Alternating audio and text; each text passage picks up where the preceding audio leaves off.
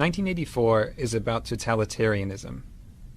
A totalitarian government is one that tries to control every aspect of life.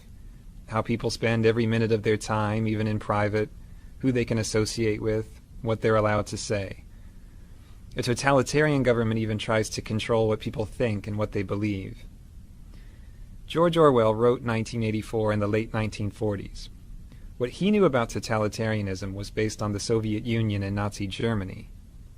Those governments had come into being not that long before, and they weren't very well understood yet.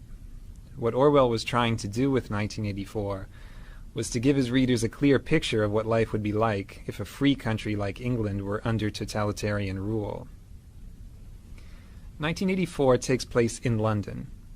The London in the book is a depressing place. There's never enough to eat, the food's disgusting, there aren't enough clothes or shoes or anything to go around, and the city is pretty dilapidated, except for these giant pyramid-shaped government buildings that rise above the landscape. There's some sort of war going on, though no one really understands what it's about. Rockets frequently explode in the streets and blow people to bits. The worst part is that the government is always watching everything people do. There are these posters of Big Brother, who's supposedly the leader of the government, that say, "Big Brother is watching you." There are thought police who have hidden cameras and microphones literally everywhere. The government can watch you in your home, through your TV screen, and you're not allowed to turn your TV off, ever. There are a lot of things you're not allowed to do in this society, and if you do them, the police might take you away and throw you into a forced labor camp. You're not allowed to have close friends, you're not allowed to be in love, you can't date or have sex with someone you like. You're basically supposed to save all your emotional energy for the party being the government. Then there are things you have to do. You have to watch the government programming on TV, most of its news, some of its exercises. You have to attend pep rallies, including this one called the 2 Minutes Hate. So it's hard to even have time to think your own thoughts, because they're constantly filling your head with propaganda. The main character of 1984 is Winston Smith. He's 39, he has a job in the government, and he lives this horrible, dreary existence without any friends or anyone in his life. At the beginning of the book, he starts writing a diary to talk about how much he hates life in his society, even though writing a diary is one of those things you'd be killed for doing if you were caught. The diary is his place for thinking about his society. It's a place where he tries to imagine if life could possibly be different from the way it is. There's no way for him to know if things were ever different before, because the government has changed all the records of the past and rewritten all the history books. At the beginning of the novel, there are two other people who matter to Winston, and he doesn't even know either of them. One of them is Julia. Julia is this attractive young woman who works in the same building as him. She's some kind of mechanic.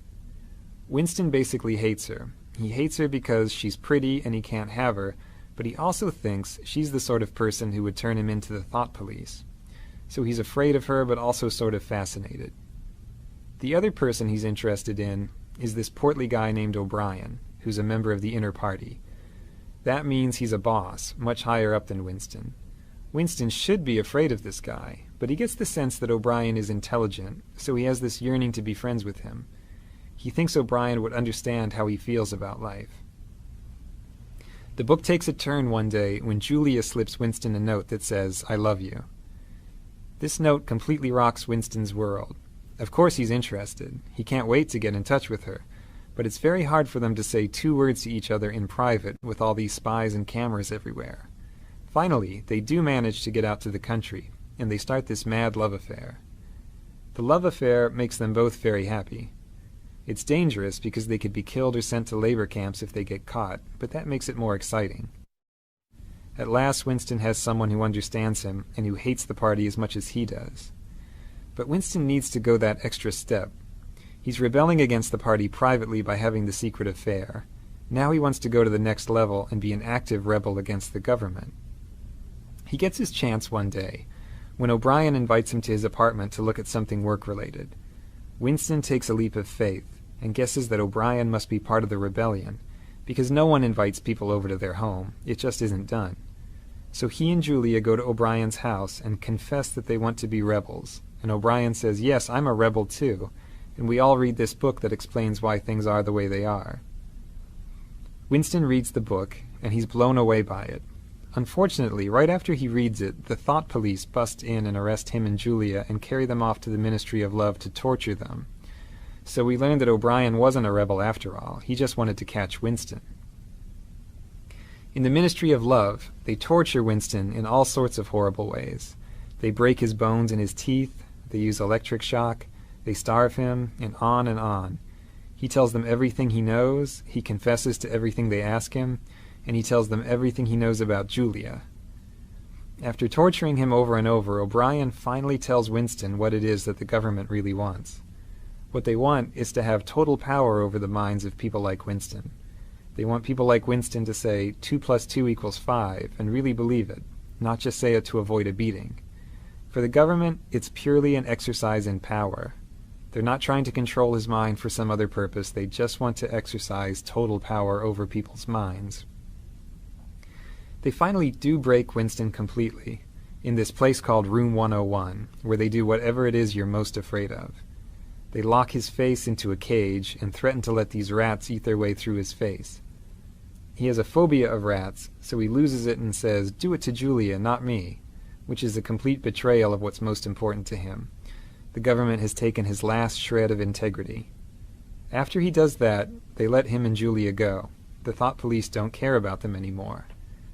The two of them meet on the outside, but they can't love each other anymore. Winston and Julia are basically broken people after they get out.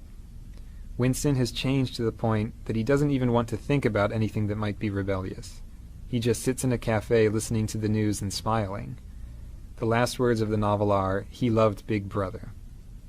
So, one of the points the book makes is that a human being can be broken down completely until he'll believe whatever you tell him, even if it's that 2 + 2 = 5. At the same time, the book has a positive message, which is that it's really hard to get inside someone's head to that extent. The government has to go to incredible lengths to brainwash Winston successfully. For more information